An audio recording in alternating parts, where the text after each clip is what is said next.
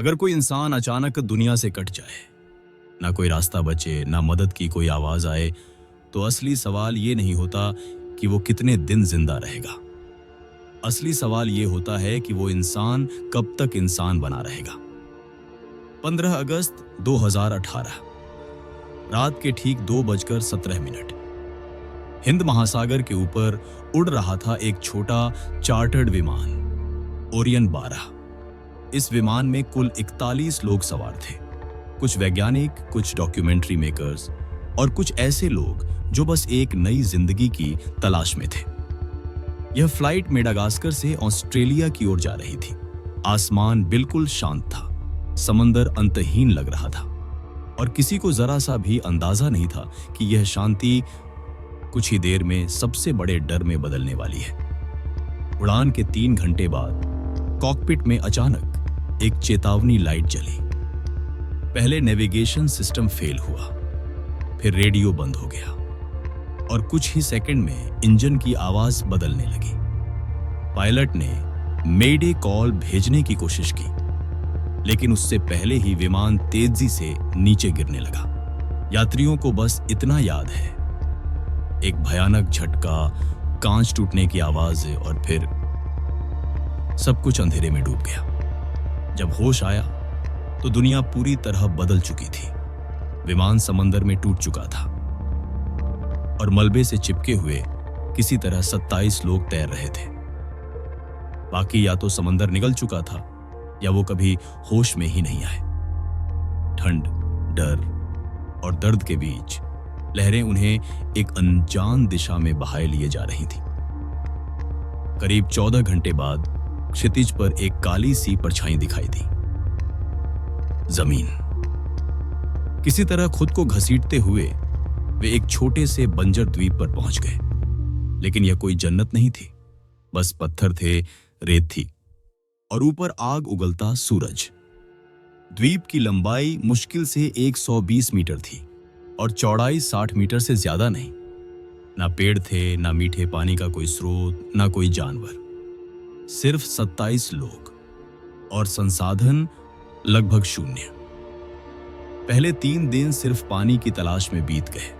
लोगों ने अपने कपड़ों से छाया बनाई, सीट कुशन से लेटने की जगह बनाई और मलबे से एक छोटा सा सिग्नल पॉइंट तैयार किया, लेकिन पानी कहीं नहीं मिला।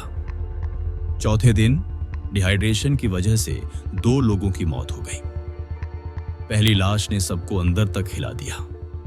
धीरे धीरे हालात लोगों को बदलने लगे। जो कल तक सभ्य थे, आज खाने को लेकर लड़ने लगे। एक समूह मानता था कि सब बराबर है। दूसरा समूह मानता था कि फैसले ताकत के हिसाब से होने चाहिए। रातों में बहस होती, दिन में काम और अंदर ही अंदर नफरत पनपती चली गई।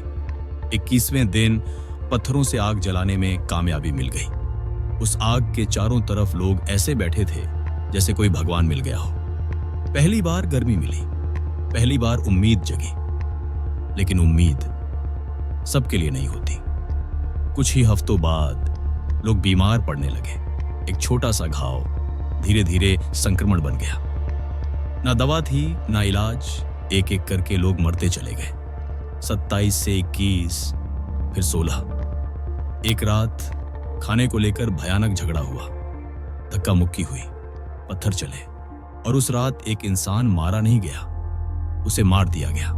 उसके बाद यह सिर्फ सर्वाइवल नहीं रहा, यह सत्ता की लड़ाई बन गया। 1 साल बाद द्वीप पर सिर्फ 9 लोग बचे थे। उनकी भाषा बदल चुकी थी।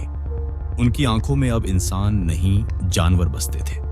बाहरी दुनिया अब सिर्फ एक धुंधली सी याद थी। तीसरे साल की शुरुआत में एक एक करके सब चले गए। कोई बीमारी से, कोई लड़ाई से और कोई खुद चलकर समंदर में। आखिर में सिर्फ एक इंसान बचा, आर्यन। वो हर सुबह उठता, समंदर की तरफ देखता और एक पत्थर पर एक लाइन खींच देता। दिन गिनने के लिए नहीं, बल्कि खुद को याद दिलाने के लिए कि वो अभी जिंदा है। एक सुबह उसे दूर एक जहाज दिखाई दिया।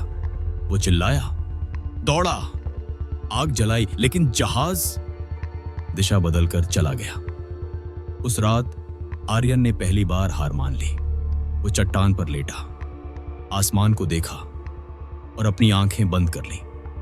करीब 6 महीने बाद एक रिसर्च शिप रास्ता भटककर उस द्वीप तक पहुंचा। जो उन्होंने देखा वो किसी डरावने सपने से कम नहीं था। कंकाल, पत्थरों पर बने निशान और एक चट्टान पर खरोंच कर लिखा हुआ एक वाक्य, हम जिए लेकिन इंसान नहीं रह पाए। कभी कभी जिंदगी आपको मारती नहीं, वो आपको जिंदा छोड़ देती है ताकि आप हर दिन मरने का मतलब समझ सको।